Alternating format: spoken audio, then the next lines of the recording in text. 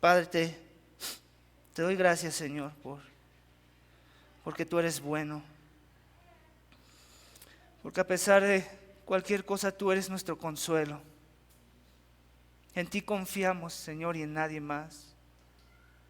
Ayúdanos a poner los ojos solo en ti, nada más en ti, no en los hombres. Danos la gracia, Señor, de vivir el Evangelio. Danos la gracia de ser una iglesia que te glorifica en esta ciudad.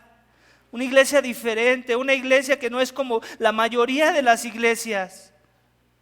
Ayúdanos a depender solo en tu palabra, solo en tu espíritu. A confiar en los medios de gracia que tú nos has dado para ser fieles, para ser herramientas útiles, para avanzar tu reino, Señor. Quítanos las máscaras, quítanos el orgullo de pensar que somos mejores, que sabemos más. Quítalo, Señor. Quebrántanos, humíllanos, tíranos al suelo. Danos el corazón de Cristo para vivir el amor de Cristo y la compasión de Cristo con otros. Ayúdanos a amar incondicionalmente, ayúdanos a amar a pesar de que sea difícil amar. Ayúdanos a ser devotos a ti, a tu palabra, a la oración, a la comunión con los santos, a amarlos a pesar de las ofensas, a estar dispuestos a perdonar y a ser perdonados. A no creer que ya hemos llegado a la estatura del varón perfecto. Perdónanos, Señor, por ser arrogantes, presunciosos, creer que sabemos más, creer que ya lo hemos estudiado todo. Humíllanos, Señor, humíllanos con tu palabra esta mañana. Danos un celo más grande por la santidad y las misiones en esta iglesia.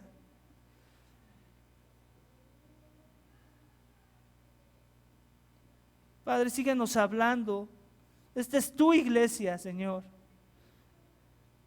Sigue levantando hombres y mujeres que estén dispuestos a dejarlo todo para seguir a Cristo. Señor, necesitamos de ti, de tu Santo Espíritu. Solos no podemos, no somos nada. Pero en tu Espíritu todo lo podemos, Señor. Él nos fortalece con la gracia. Señor, humíllanos a cada uno. Si hay alguien aquí con un corazón similar a los que se han ido, Padre, quebrántanos y muéstranos nuestra iniquidad, nuestra imperfección, nuestra necesidad de una iglesia. Danos gracias, Señor, y humíllanos, sin importar el dolor. En el nombre de Cristo Jesús, te lo pedimos y te damos gracias. Amén. Amén. Iglesia, ¿cuántos de nosotros no anhelamos siempre esa buena segunda parte de una película o una serie de televisión, ¿cierto? Algo que ya les había comentado antes y que nos gusta hacer a mi esposa y a mí como parte de entretenimiento es ver series de Netflix. Y lo que pasa con esas series es que son bien peligrosas porque pueden ser adictivas. Y lo que pasa, y son bien estratégicos los que desarrollan ese tipo de series, es que en los últimos 2 o 3 minutos de la serie te dejan la parte más intrigante, más controversial, esa parte que sabes que va a revelar lo que han estado buscando en los otros 40 y tantos minutos, y tú lo que quieres es, pues ni modo, voy a tener que sacrificar otros 45 minutos de mi tiempo para ver qué es lo que va a pasar, ¿cierto? Y caemos. ¿Por qué? Porque nos dejó intrigado, porque fue muy interesante lo que vimos en la serie pasada, ¿cierto? El libro de Hechos es como esa segunda serie, como ese segundo episodio, como esa segunda parte o la segunda película que va a salir, de una película muy interesante que ya viste. El libro de Hechos fue escrito por el doctor e historiador Lucas, quien era un compañero muy fiel y de milicia del apóstol Pablo. Lucas escribió el evangelio que lleva su nombre. Escribió a Teófilo, quien se presume era un oficial romano con un cargo muy importante, por eso se refiere a él como el excelentísimo Teófilo. Un oficial romano que seguramente ya era un creyente y que estaba explorando identificarse más y más con su fe, crecer en sus convicciones de decir, oh, este es el Cristo al que he seguido y no me muevo de aquí. Necesitaba ayuda, como todos cuando empezamos caminando con nuestra fe. Entonces, Lucas era muy consciente de eso y lo estaba ayudando, y para él, y para nosotros, pero en particular para él, porque dice su nombre, el Evangelio de Lucas lleva su nombre al principio, está dedicado a él. Y después también lo vemos aquí en el libro de Hechos, o lo vamos a ver a continuación. ¿Por qué? Porque él quiere que crezca y refuerce algunos aspectos de su fe. Entonces Lucas se da la tarea de escribir el relato sobre la vida de Jesús que le ayude a crecer en esas convicciones. Al final del Evangelio, Lucas es como esas buenas películas que nos dejan intrigados como audiencia, con una expectativa de cuál va a ser la segunda parte, qué es lo que viene. Lucas es como esos creadores de Netflix o de Hollywood que saben muy bien que van a dejar expectante a su audiencia. El libro de Hechos es precisamente eso, la segunda película que Lucas dará a Teófilo y a los teofilitos que somos nosotros, que estemos interesados en saber qué es lo que pasó después de que Jesús resucitó y ascendió a los cielos. En la primera película, Lucas nos narra cómo es que Jesús vino a entregar su vida a los hombres pecadores, ¿cierto? El Evangelio de Lucas. En la segunda parte nos narra cómo es que Jesús vino a entregarnos su poder, en el libro de los Hechos. El título de mi mensaje esta mañana, y lo tienen en sus pantallas, es este: el poder prometido que restaurará el reino de Jesús. El poder prometido que restaurará el reino de Jesús. Los judíos en su teología e iglesia habían aprendido muy bien esto, que cuando el Mesías llegara, iba a venir a traer libertad a los cautivos, iba a venir a restaurar el reino, a remover la injusticia, el pecado, la maldad. Ellos lo entendían muy bien. Sin embargo, en la narrativa de todos los evangelios vemos esto: cómo es que Jesús, después de haber resucitado, regresa y se va. Así como si se le hubiera olvidado esa parte de las profecías. Pero no es que se le haya olvidado. El libro de Hechos trata precisamente de esto, de cómo la palabra, el Espíritu y la iglesia de Jesús son los agentes restauradores de las cosas que tienen que ser restauradas. La palabra, el Espíritu y la iglesia, tú eres parte de ese proceso. Tú eres parte de esa restauración prometida al pueblo escogido de Dios. Así que vamos a leer nuevamente versículos 1 al 5 para que nos ayuden, iglesia, a entender un poco más de lo que estamos hablando. Pon tus ojos en tu Biblia, por favor. Versículo 1. En el primer relato que escribí, Teófilo trató de todo lo que Jesús comenzó a hacer y enseñar hasta el día en que fue recibido arriba. Después de que por el Espíritu Santo había dado instrucciones a los apóstoles que habían escogido. A estos también, después de su padecimiento, se presentó vivo con muchas pruebas convincentes, apareciéndoseles durante 40 días y hablándoles de lo concerniente al reino de Dios. Y reuniéndolos, les mandó que no salieran de Jerusalén, sino que esperaran la promesa del Padre, la cual les dijo: oísteis de mí. Pues Juan bautizó con agua, pero vosotros seréis bautizados con el Espíritu Santo dentro de pocos días. Cuando las cosas son muy importantes, ¿cierto? Las recordamos a cada ratito. Eso pasa en los anuncios en la iglesia, ¿cierto? Ese anuncio que no, ya sabes que va a venir, entre todos los anuncios que van a dar, ya sabes que va a venir ese. Y creo que es con una intención, con un propósito. Tú sabes que seguramente hay ese énfasis porque quieres que la iglesia lo tome con esa seriedad, con ese énfasis. Y ha pasado, ¿cierto? Eso es lo que pasa con las repeticiones de las cosas que hacemos porque creemos que son importantes y lo hacemos domingo con domingo. Cuando sabes que es esencial, que algo que necesitas, lo necesitas para llevar a cabo cierta tarea, entonces lo recuerdas a cada rato. A tu hijo le recuerdas la calculadora, sabes que la va a necesitar a la iglesia, en la escuela. A ti te recuerdas la Biblia, tu esposa te recuerda la Biblia, sabes que la vas a necesitar para cuando vengas aquí. Son herramientas que sabes que son primordiales y esenciales para poder llevar a cabo una tarea, ¿cierto? Lucas está haciendo eco en esta sección a los anuncios de Jesús, a la promesa de algo esencial que necesitamos en la vida cristiana para llevar a cabo la misión que Jesús inició y que leemos en Lucas, el Evangelio. Cosas que hizo y enseñó, dice el versículo 1, de las cuales le habla a Teófilo y de las cuales profundizó en el Evangelio de Lucas. Lucas quiere recordar a Teófilo y a nosotros, teofilitos, que antes de la ascensión de Jesús a los cielos, discipuló con enseñanzas a ellos. Con un ejemplo de vida también los discipuló. También con eso discipulamos. Discipuló a este grupo de personas a los cuales llamó sus apóstoles. Un puñado nada más. No las multitudes que se le acercaban para que les diera pan. Es solo un puñado de gente que la tiene que capear, que la tiene que cachar, que la tiene que agarrar. Y con eso es suficiente para entonces sí, levantar un reino. A los cuales se les presentó vivo, dice el texto, como consecuencia de haber sido resucitado de entre los muertos, a los cuales les dio un seminario intensivo de 40 días donde les habló del reino de los cielos, dice el texto. Como si antes no les hubiera estado hablando del reino de los cielos. Me imagino que entró más en detalle, cosas que ellos tenían que saber antes de su partida, y a los cuales les recordó las palabras de una promesa que ya había venido recordándoles antes de morir en la cruz. La promesa de un poder que era necesario y era esencial que tuvieran para llevar a cabo la tarea de ser restauradores del reino de los cielos. Para esto Jesús les pidió que no salieran de Jerusalén, porque obviamente era una tentación salir de Jerusalén, ¿verdad? El que se quedaba ahí lo apedreaban, lo metían a la cárcel, lo mataban. Pero era una necesidad que se quedaran ahí. Tenía un propósito que ellos recibieran ese poder primero en ese lugar.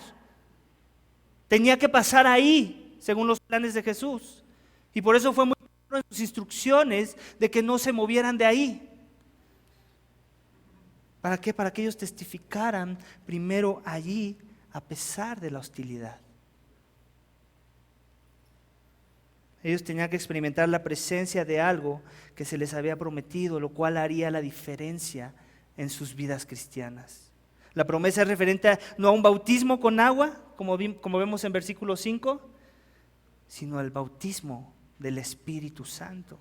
La promesa del Espíritu Santo es recordada, como dice el primer punto de mi sermón, es recordada y lo hace nuevamente Lucas al inicio de la segunda película para mandar un mensaje claro a la audiencia de teofilitos.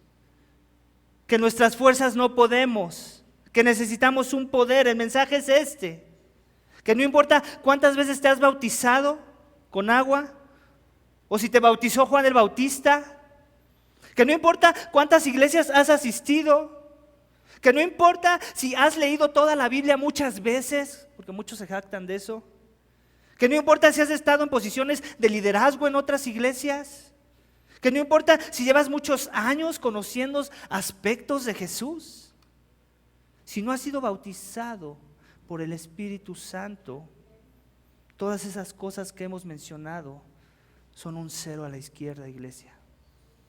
Son un cero a la izquierda, te aprovechan de nada. Ya que es el bautismo del Espíritu Santo lo que hará la diferencia en la vida de los creyentes para jugar un papel importante en la restauración del reino. Es por el Espíritu y sin el Espíritu nada.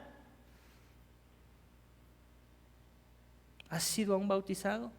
Es la pregunta. ¿El Espíritu mora en ti? ¿Has experimentado la regeneración del Espíritu en tu vida para que marque la diferencia entre vivir una vida de religión y una vida caminando en la verdad? Hay una gran diferencia entre esas dos cosas.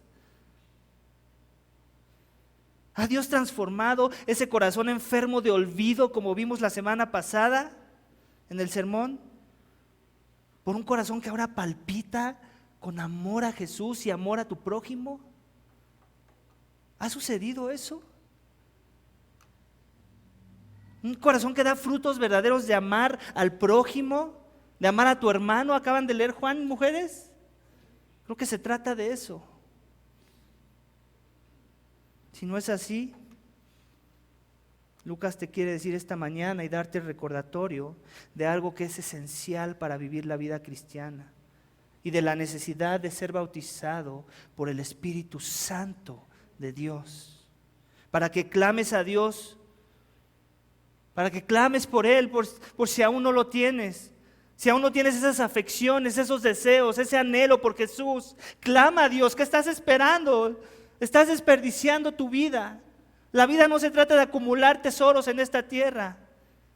Se trata de humillarte e ir al Redentor para que te dé la gracia, el perdón, la misericordia, una vida eterna, conociéndole a Él, para que te conviertas, para que creas. Amén. Versículo 6, iglesia. Entonces, los que estaban reunidos le preguntaban diciendo: Señor, ¿restaurarás en este tiempo el reino de Israel? Y Él les dijo: no os corresponde a vosotros saber los tiempos ni las épocas que el Padre ha fijado en su propia autoridad, pero recibiréis poder cuando el Espíritu Santo venga sobre vosotros, y seréis mis testigos en Jerusalén, en Judea y en Samaria, y hasta los confines de la tierra.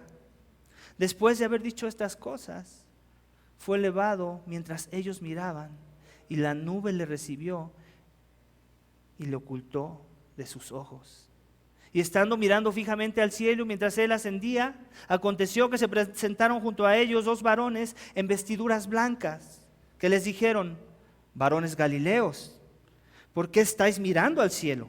Este mismo Jesús, que ha sido tomado de vosotros al cielo, vendrá de la misma manera tal como le habéis visto ir al cielo.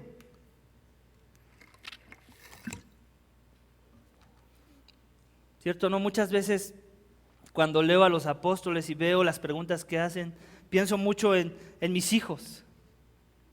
Muchas de las veces hago promesas a mis hijos y no pasa todavía que termino de decir la promesa y ya me están haciendo la siguiente pregunta: ¿pero cuándo? ¿Pero va a ser hoy? No, es que vamos a ir a la feria. Sí, pero ¿va a ser al rato? ¿Va a ser después de comer? No, pero es que vamos a ir a visitar a tus primos. ¿Pero cuándo? ¿Va a ser mañana o va a ser hoy? Y ya están las preguntas, ¿cierto? Las presiones. Uno les da una promesa de algo bueno y no pueden esperar. La impaciencia rápidamente atesora sus corazones. Y así somos todos, ¿cierto? Estoy hablando de los apóstoles, pero así soy yo también. Así eres tú también. Nos gusta la idea de tener las promesas de Dios, pero nos cuesta. ¿Cómo nos cuesta trabajo esperar esas promesas? ¿Cierto? Hay un tinte de egoísmo en la pregunta de los apóstoles, por si no lo has notado. Hasta parece que los que estaban reunidos haciendo esa pregunta eran los fariseos y no los apóstoles. ¿Restaurarás en este tiempo el reino a Israel? ¿Te das cuenta? ¿Cómo siguen cerrados pensando en ellos mismos de que se trata de Israel, de que se trata de ellos? ¿Cómo no han entendido el plan redentor de Dios que tiene un corazón para las naciones? Para aquellos que están fuera de Israel, que necesitan ser injertados en Israel. Su pregunta egoísta, centrada en ellos mismos. Muchas veces así somos nosotros. Nos centramos en nosotros mismos y por eso nos vamos de las iglesias. Porque se trata de mí, de mi perspectiva, de lo que yo pienso, de lo que yo creo. Así los apóstoles en este texto. Jesús les está diciendo, en otras palabras, versículo 7, ¿eso a ti qué te importa? ¿Eso a ti qué te importa? Tú ocúpate de lo tuyo. Que el Padre y yo tenemos nuestros negocios aquí, ¿tú qué te metes? ¿Quién te hizo pensar que eres socio en este plan de redención? Si hay algo en lo que te deberías ocupar, les está diciendo, es que sean recibir el poder del Espíritu Santo para que puedas ser mi testigo. De eso preocúpate. En eso enfócate. Testigo, por cierto, es una palabra muy bonita en el texto. Una mejor traducción sería, y seréis mis mártires. Mártir es la palabra correcta para alguien que quiere aplicar a la posición de ser un testigo de Jesús. Si eso se explicara en las iglesias, en las mega iglesias, no muchos levantarían la mano y no muchas de esas sillas estarían llenas. No que se trata de mi mejor vida hoy, de que una vez que estés con Jesús tus problemas van a ser resueltos. Totalmente opuesto. Tu problema más grande va a ser resuelto, sí, pero todos tus demás problemitas horizontales no necesariamente van a ser resueltos. Ya que el testificar de su nombre significaba en el contexto de Jesús persecución y hasta la muerte en algunos de los casos. Más adelante vamos a ver eso en Hechos. Y debería significar algo muy parecido en nuestro contexto. El problema que tenemos en la iglesia de este siglo es que hemos torcido la definición de lo que significa ser testigo de Jesús. Un testigo de Jehová. Un verdadero testigo de Jehová, no un falso testigo de Jehová, esos que tocan las puertas, que se paran ahí con un stand, que ni siquiera abren la boca para pronunciar un evangelio correcto, que sienten persecución cuando ya no les recibieron el tract evangelístico. Eso no es persecución. Para nosotros testificar se ha convertido en asistir a conferencias, ¿verdad? En hacer campañas evangelísticas, en hacer programas atractivos y diseñados para no ofender a nadie con la verdad, para no exhortar, para que no te sientas incómodo de que el texto te está exhortando a ti. Para los apóstoles testificar significaba lo que sucedió cuando Jesús testificó de sí mismo ante la audiencia de su época. Hemos leído todos los evangelios. ¿Recuerdas qué pasaba cuando él testificaba de su nombre? Cuando él leía algo que decía que se trataba de él. Si no era una patada, era un golpe, un escupitajo, era apedreado. En su muerte vinieron latigazos, aislamiento, pérdida de sus derechos. Eso es testificar de Jesús. Muchos nos conformamos con testificar con el ejemplo, pero adivina qué, eso no es suficiente. Tienes que articular palabras. Tu ejemplo tú no eres Jesús. Tu ejemplo no es suficiente. Tú necesitas hablarles a otros de aquel del que testificas, y cuando uno testifica de alguien no es de sí mismo, es de alguien más que sí lo hizo, algo que yo no pude hacer ni que los demás pudieron hacer. Eso es testificar. Quitémonos esa idea de la cabeza de que no, yo testifico con mi testimonio, tú sabes, ¿no? En el trabajo, que vean cómo soy yo diferente. Eso no es testificar, eso es parte de, eso te va a abrir una puerta al evangelio seguro. Eso es una plataforma para la verdad, pero no es la verdad. La verdad es esta, que tienes que articular palabras y que tienes que pensar la forma y ser estratégico de hablar en amor y con humildad y de ser paciente con la persona para hablar de Jesús, de su nombre, de su gloria, de su obra redentora, de su sacrificio en la cruz por seres inmundos, sucios, pecadores que no merecían más que la ira de Dios. Eso es lo que tienes que predicar, sin importar quién se ofenda, quién se vaya y quién se pare y a quién no le guste y quién va a dejar de ser tu amigo. No se trata de ti. ¿Quién te dijo que se trataba de ti? Se trata del testimonio de Él, que es verdadero, que es justo. Amén. Testificar es más que un domingo, 2 horas de evangelismo con la iglesia. Es una vida centrada en compartir de Jesús en todos los contextos en los que me encuentro. En mi trabajo tengo que ser un mártir, sin importar que me van a bajar el sueldo, que no me van a dar la siguiente posición o que me van a correr. En mi escuela tengo que ser un mártir, sin importar que mis amigos van a dejar de ser mis amigos, que me van a ver como bicho raro, como retrógrada, que habla de un Dios que no existe y de un Jesús que nunca existió también. En esos contextos se muestra si soy un mártir o no. Con mi familia, que ya no me invita a las reuniones, porque ya no soy cool, porque encuentro la primera oportunidad para hablarles de la redención y del perdón de pecados que hay en Cristo Jesús. ¿Qué importa si pierdo mi familia? No decía Cristo que Él no vino a traer paz, vino a traer una espada, y si ellos no quieren recibir a Jesús y si por eso me odian, gloria para Dios. Eso me ayuda a ratificar tal vez que estoy caminando en la fe, que mi fe está siendo probada y estoy dispuesto a perderlo todo por amor a Cristo. Hablar del reino de los cielos y de cómo Jesús es el rey de ese reino, eso es testificar, iglesia. En la mente de Jesús, los apóstoles necesitaban ser mártires para restaurar el reino de los cielos, que no se limitaba a una nación, Israel, tenía un alcance transcultural. El mensaje tenía que ser llevado a otros pueblos, culturas, tierras, tenía que ser llevado a otras etnias que hablaran otros idiomas, y por lo cual no iba a ser fácil, iba a ser muy difícil, iba a haber oposición. Era cambiar la forma de pensar de los demás, volver a nacer, volver a iniciar. Que todo lo que ellos consideraban como sabiduría, tirarlo a la basura para ahora tener la sabiduría que se encuentra en Cristo. Lo cual iba a requerir sufrimiento, sacrificio, iba a requerir abandonar nuestras propias vidas para servir el propósito del Rey. Cuando Jesús dijo que tomáramos nuestra cruz y le siguiéramos, no estaba tratando de darnos una frase cool para que pudiéramos usar con la gente cuando les dijéramos que éramos cristianos. No era una frase cool lo que Él te estaba dando. Esa palabra lo que en realidad significa es que comiences a vivir una vida de autonegación, de dolor, de oposición y sufrimiento mientras lo sigues. Y que crezcas en eso. Eso es seguir a Jesús, iglesia. Así que la pregunta es esta, la exhortación. ¿Dirías que eres un mártir? ¿O simplemente un simpatizante del cristianismo? ¿Tu vida está marcada por eventos de martirio, por proclamar el nombre de Jesús? ¿O simplemente eres un buen copión? Un copión que se ha aprendido la jerga cristiana junto con las tradiciones, pero que de mártir no tiene nada en su vida. Cristo Jesús fue un salvador sufriente. ¿Qué te hace pensar que tú, su seguidor, vas a hacer todo lo contrario?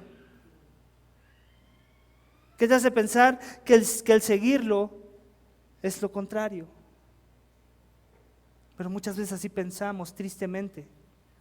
Que yo soy el hijo, el rey tiene que tener bien al hijo, ¿cierto? Soy hijo del rey. Él nunca va a dejar que me pase esto. ¿Quién te dijo? ¿Qué Biblia estás leyendo? Te invito a que leas un poco de la historia de la iglesia primitiva y veas lo que les pasaba. Cómo violaban a sus mujeres, cómo los llevaban a la cárcel, los encarcelaban injustamente, cómo los apedreaban en público, los avergonzaban, los aventaban a los leones, los latigueaban. Pregúntale a Pablo. Esa es la vida cristiana, iglesia. Si pudiéramos ir al pasado y la iglesia primitiva pudiera ver una foto de lo que estamos viviendo en el cristianismo de nuestros días, yo creo que lo verían como la más grande persecución de sus vidas. Porque al compararse ellos con nosotros dirían, o nosotros estamos muy mal, o hemos perdido tan pronto el evangelio, o estos de acá no entienden el llamado de Cristo y del evangelio.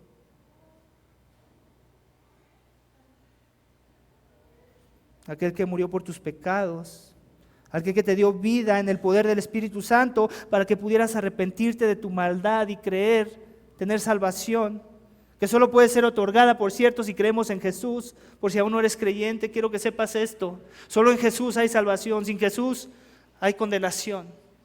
No importa qué bien te esté yendo en la vida, no importa si eres exitoso y todos aquí seríamos tus empleados, no importa, si no tienes a Jesús, no tienes nada.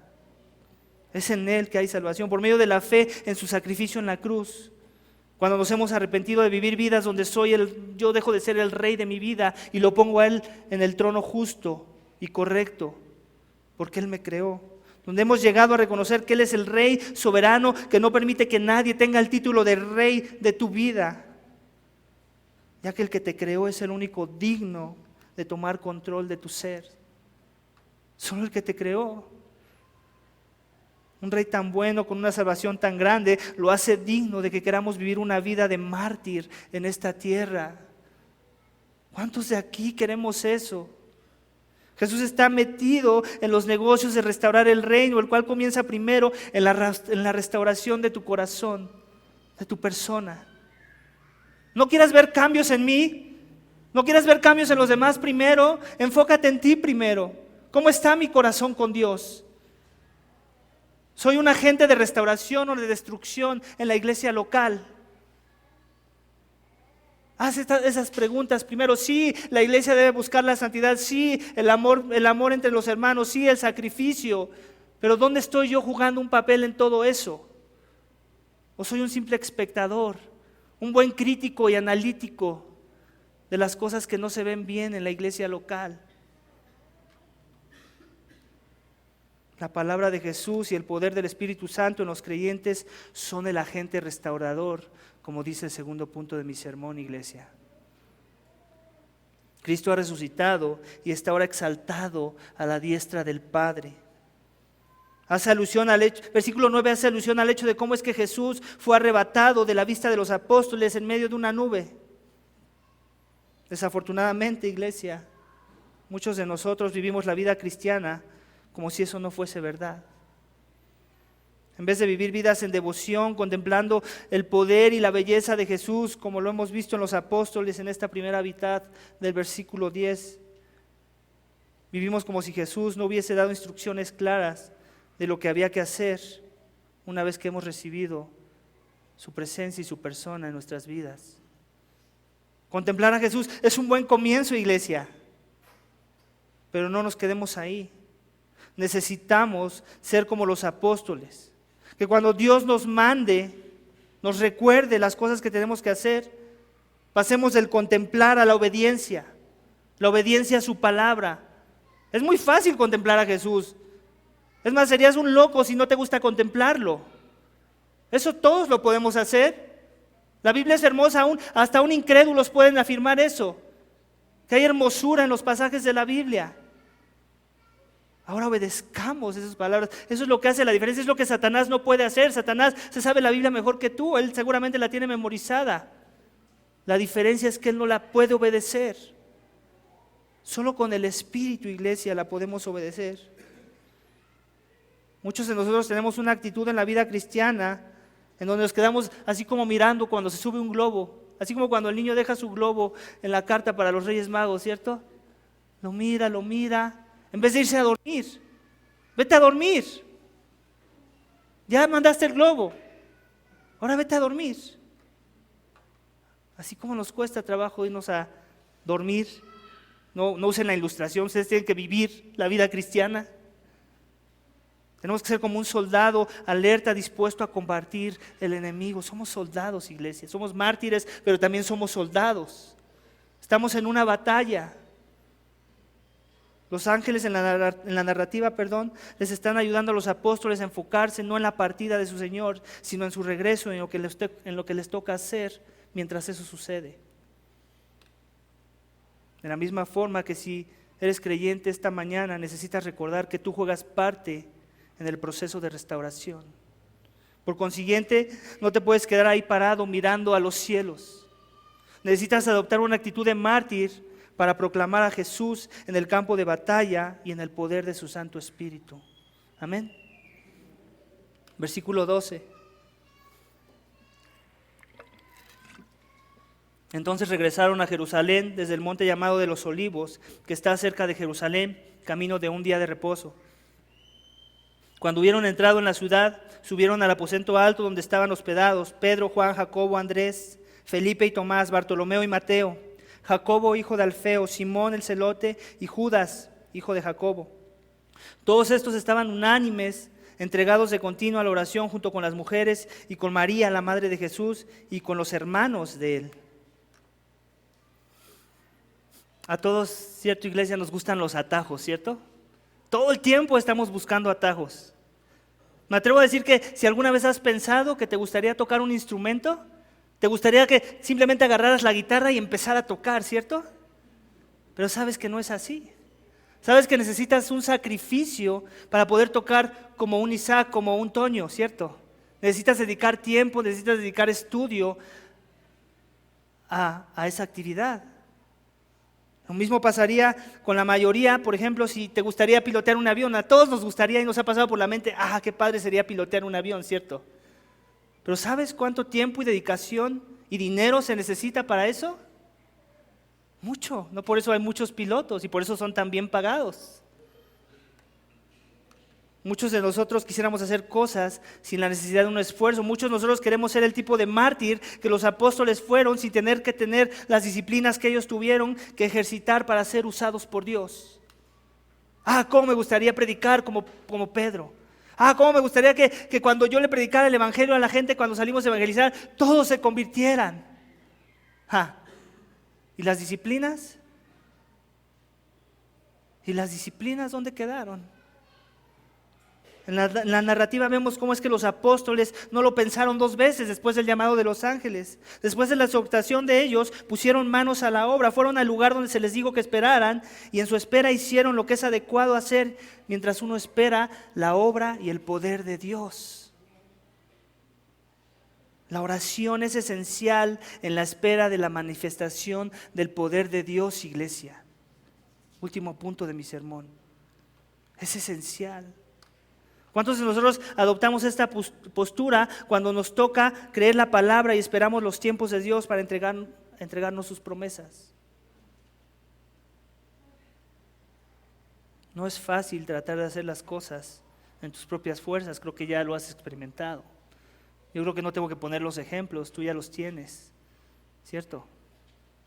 Imagínense que los apóstoles, en cuando se les dijo ir a ser discípulos, bautizar, lo primero que hubieran hecho es correr y empezar a evangelizar. ¿Saben qué hubiera pasado? Lo mismo que le pasó a Pedro con la niñita cuando lo negó 3 veces. Así hubieran terminado todos. Se la echamos a Pedro, pero así hubieran estado todos. Él nada más es la representación de los 12. En la espera de poder de lo alto, la oración es esencial, iglesia. Los discípulos entendieron esto por primera vez en sus vidas. Por eso es que regresaron a Jerusalén unánimes, dice el texto. Se entregaron de continuo a la oración, como dice el texto. Unánimes, en unidad, eso habla de una unidad. No se fueron solos, como llaneros solitarios, yo me voy acá, tú vete allá, como hacemos muchas veces aquí en la iglesia local. En unidad, unánimes, en devoción, entregados a la oración, continuamente. Que nos manda un mensaje de continuidad. Cuando haces algo continuamente, ¿qué significa? Que es una rutina, que es un hábito, que es algo que te fortalece. La pregunta es esta: ¿entendemos eso, iglesia? ¿Tú entiendes eso? ¿Quieres que tu ser querido se arrepienta y crea en Jesús? ¿Cuánto de eso se refleja en la oración por el alma de su persona? Porque reconoces que para que eso suceda necesita descender poder de lo alto. ¿Quieres que tu esposo cambie y sea la cabeza del hogar que las escrituras dicen que debería de ser? ¿Cuánto de eso se refleja en la oración por él o por ella? Porque reconoces que para que esa transformación suceda necesita descender poder de lo alto. ¿Quieres que tu hijo cambie sus caminos y que su corazón refleje el de Jesús? ¿Cuánto de eso se refleja en tu oración por él o por ella? Porque reconoces que para que esa transformación suceda necesita descender poder. Poder de lo alto, iglesia. Poder de lo alto. ¿Quieres ser usado con poder para la obra de avanzar el reino de Dios? Pero piensas que con 15 minutos de oración, en los cuales también incluiste todas las veces que diste gracia cuando comiste, ¿Dios te va a usar con poder? Yo no sé qué Biblia estás leyendo, pero mira a los apóstoles. Ellos son nuestro ejemplo. Imitémoslos aunque sea tantito. ¿Quieres ser un instrumento efectivo en las manos de tu Creador?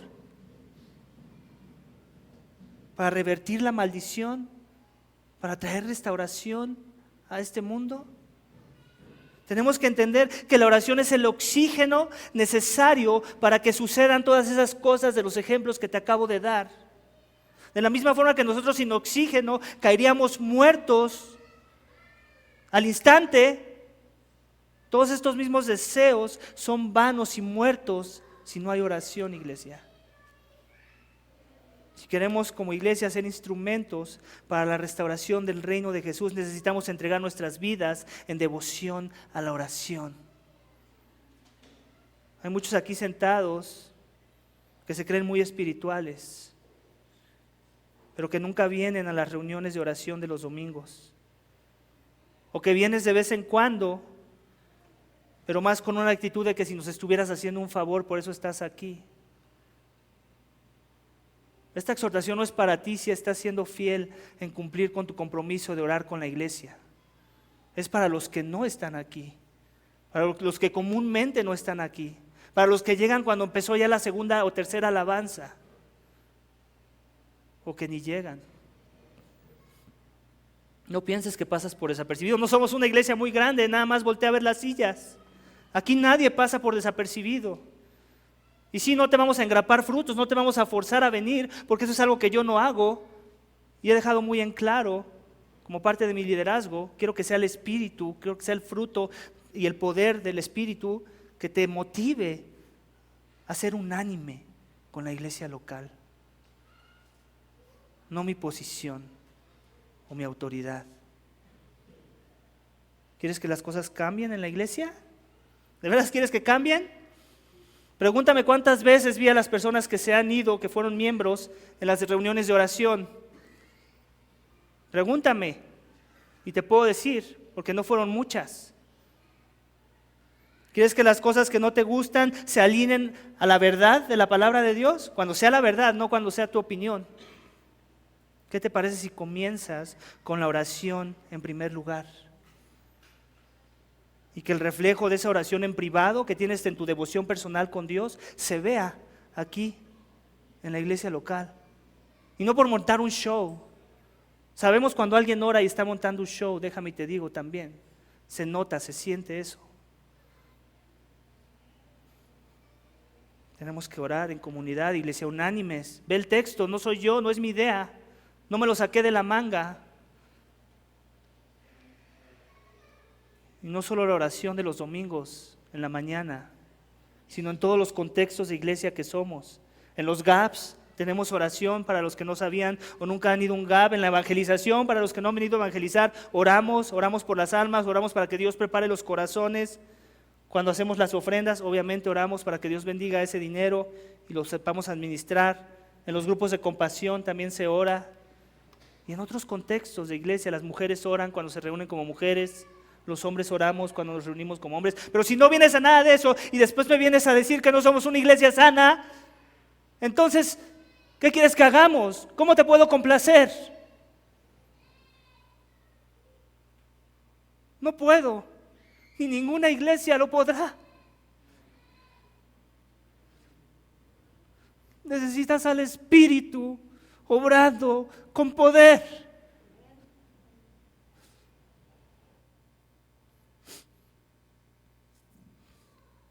Necesitamos, como los apóstoles, ser obedientes a la oración, esperar la manifestación del poder de lo alto, un poder como el que obró en la iglesia primitiva para sacudir al mundo con un puñado de discípulos, como vemos en los versículos 13 y 14.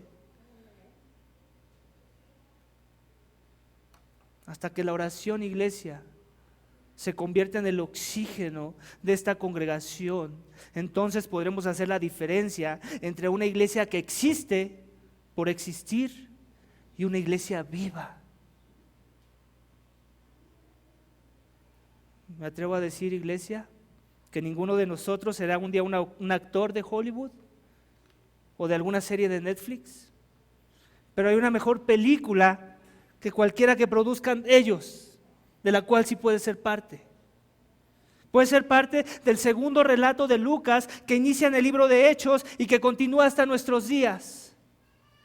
Jesús es el autor principal de esta película. No pierdas la tierra, no eres tú, pero sí puede ser un buen autor secundario, un compañero de milicia de Jesús y del apóstol y de todos los apóstoles. Un buen autor secundario. Depende mucho de tu entrega continua en la oración y la dependencia del poder de lo alto para que suceda. O la otra opción es que seas un extra.